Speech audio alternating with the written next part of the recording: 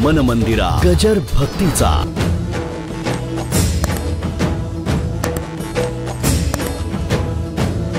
सोनं बरं का. सोनं म्हणजे काय? सोन्याची चमक, सोन्याचं काठिण्य आणि त्याचा पिवळेपणा. कांती काठिण्य कनक तिन्ही मिळून कणक एक. माझं बोलणं कळलं? पिवळा आहे आणि कडक आहे आणि चमक नसेल, सोनं नाही पितळ आहे. लष्टर म्हणतो ना आपण, तुम्ही बघितलं असेल. आता मी काय सांगायला पाहिजे का? प्रत्येकाच्या अंगावर थोडं का होईना सोनं आहेच आहे इथे. हां, बँकेत खूप असेल पण इथे थोडं का होईना प्रत्येकाच्या अंगावर आहेच की. मनी मंगळसूत्र तरी आहे, अंगठी तरी आहे, काहीतरी आहे. नाही असं काही नाही. म्हणजे सोनं माहिती नाही का?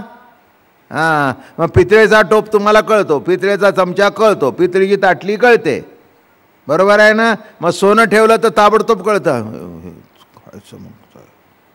मग सोनं म्हणजे काय बरं का? चमक आहे, पिवळेपणा आहे, घनत्व आहे आणि चकाकी आहे. चाक चाक चाक असं नुसतं नजर ठरत नाही असं. कांती कठिण्य कणक तिन्ही मिळून.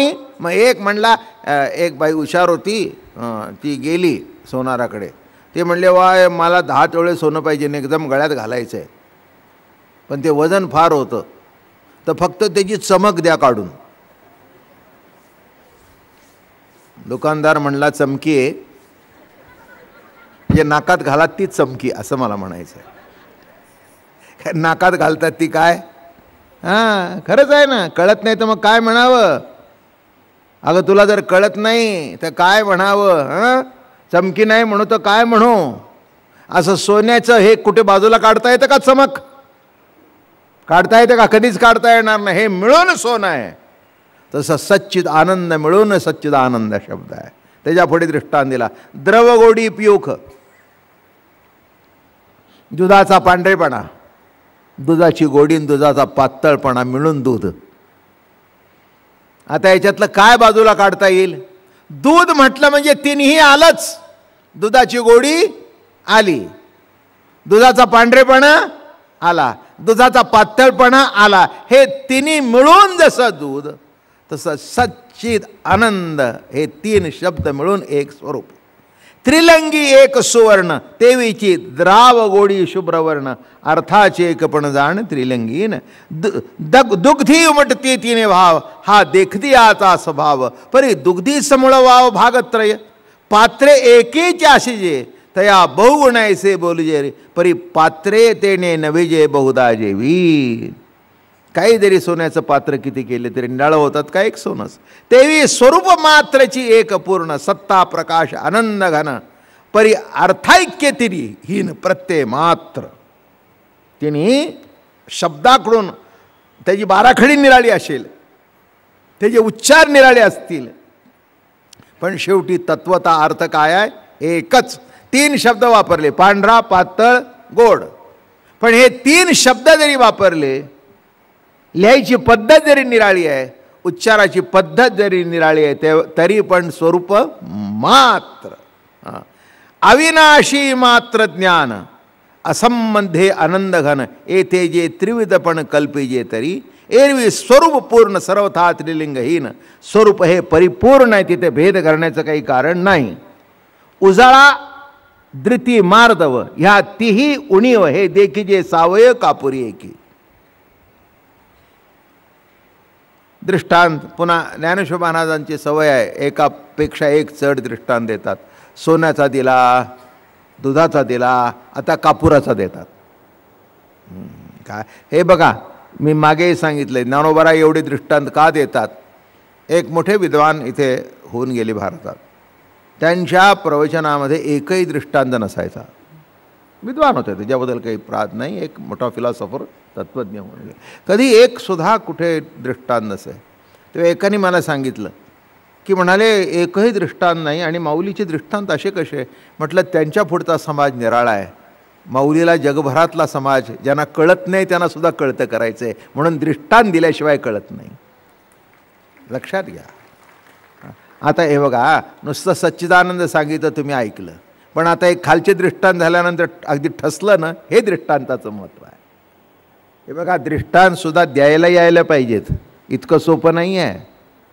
तसं ज्ञानेश्वर महाराज जेव्हा जगतामध्ये प्रभू सत्ता बघतात तेव्हा दृष्टांत शोधतात. दृष्टांत देणे इतकं सोपं आहे का? हे बघा, द्राष्टा पाठ करून सांगता येईल, पण दृष्टांत जगताचा अनुभव घेता येईल तेव्हा दृष्टांत सांगता येईल. दृष्टांत सांगणं सोपं नाही आहे. तुम्हाला काय वाटतं?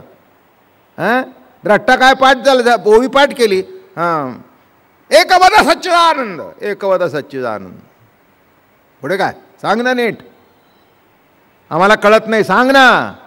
मग दृष्टांत आला. मग तिसरा दृष्टांत सांगितला कापुराचा. मृदू शुभ्रता परिमळ, परी कापूर मात्र केवळ, या लागी सकळ भागची व्रथा, या तू एक मुख्य करावा दोघीचा. बघा कसा आहे, मृदुता, शुभ्रता आणि परिमळ. कापूस कसा आहे, आपला कापूर कसा आहे, सुंदर आहे, नरम आहे, छान आहे. पुन्हा कसा आहे, शुभ्र आहे.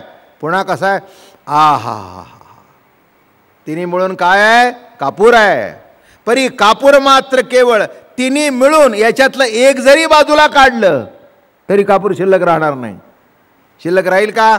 नाही. कापूर त्यालाच म्हणतात, या तीन गोष्टी ज्याच्या ठिकाणी आहेत ते, तर स्वरूप त्यालाच म्हणावं.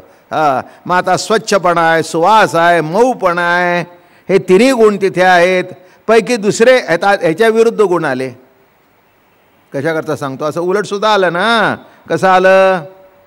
विरुद्ध गुण म्हणजे काय? मलिनत्व आलं, दुर्गंध आणि कठीणपणा. स्वच्छ मलिन, सुगंध दुर्गंध, हां, मृदूपणा कठीणपणा, हे विरुद्ध बाजू झाली. हां, म्हणजे आत्ता सांगितलंच तसं या ठिकाणी लक्षात ठेवा. हे काय आहे, हे तत्त्वज्ञान सांगत असताना भाग पाडत असतात, तेव्हा तीन सांगताना त्याच्या विरुद्ध पडले म्हणजे सहा झाले. कळलं का? काय झाले आहेत? बघा कसं झालं. आहे एकच, सच्चिदानंद आहे एकच, बरोबर आहे. त्याचे झाले तीन, आणि त्याचं सापेक्ष मांडायला गेलं तर त्याचे झाले सहा. ते म्हणले असं करूच नकोस, हे काही भानगड नाही इथे. हां, या ते एक मुख्य करावा, दोघीचा उपाधी देखावा, तरी विचारावा या भावा विचारू मुरडे. उजळता फावे आळली, ते मावळ दशे आली, किंवा परिमळे संभवली आणि दोघे. महाराज म्हणाले या ठिकाणी कसा आहे, सुवास हा तिचा अर्थ एकच. उजाळपणा, मऊपणा आणि सुवास या तिचा अर्थ कापूरच. म्हणून या तिन्ही संज्ञांचा निराळा अर्थ करण्याची आवश्यकता नाही. येथे प्रत्यय होनी परे, अंगे की उजाळा की उजाळा तोची मळा, की दोन्ही नाही परिमळ. मौलीच्या ओळ वाचून दाखवतो. परिमळ मात्र जे ऐसे एके कापूरपणी, तिन्ही ही तिन्ही उणी, या परी आठणी सत्ताधिकाची. तिन्हीमध्ये एक आहे म्हटलं की सच्चित आनंद, हे तीन शब्द संपले. तिन्हीची या ठिकाणी काय झाली, आठणी झाली.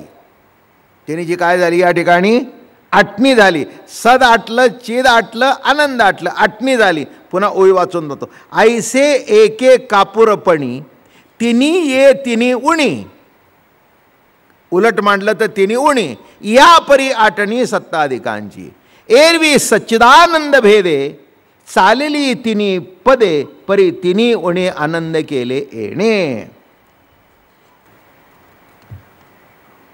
जरा जास्ती वेळ करू, आज यायला जरा उशीर झाला. मी माझ्या वेळेलाच निघालो, पण इतकी गडबड, रस्त्यात मला गाडी शिरता येईना. आमचं सगळं गर्दी इतकी, ट्रॅफिक इतका. चला थोडंसं वाढवून टाकू, तसं काही कमी करत नाही मी, मलाही बरं वाटत नाही. रोज जर 300 जोर मारायचे असतील तर 300च मारले पाहिजेत. 200 मारले तर पैलवान म्हणतो जर आज अंगोडलं घाल का 100 कमी पडले. तसं तेवढं थोडंसं पूर्ण करतो, काही हरकत नाही पूर्ण करायला. ऐसी कापूरपणी, तिन्ही ये तिन्ही उणी, या परी आठणी सत्ताधिकांची. ज्याप्रमाणे कापुराच्या रूपात हे दोन्ही तिन्ही उणी म्हणजे स्वच्छपणा राहत नाही, तसं चिन्मात्र स्वरूपाच्या ठिकाणी हे उणं काहीही राहत नाही. एरवी सच्चिदानंद भेदे, चालेली तिन्ही पदे, परी तिन्ही उणे आनंद केले येणे. वास्तविक पाहता सच्चिद आनंद अशी 3 पदे निराळी आहेत, परंतु तिन्ही पदे आनंद मात्र आत्म्याने व्यापलेली आहेत. लक्षात ठेवा, सद चिदात बघा नीट लक्षात घ्या, सच्चिदात आणि सच्चित दोन्ही आनंदात सामावून गेले. शेवटी काय शिल्लक आहे? दोन भाग झाले. सच्चित कशात सामावले? आनंदात. का? तर आनंद हे परमात्म्याचं मूळ स्वरूप आहे. रोज सांगतोय मी. मन मंदिरा गजर भक्तीचा.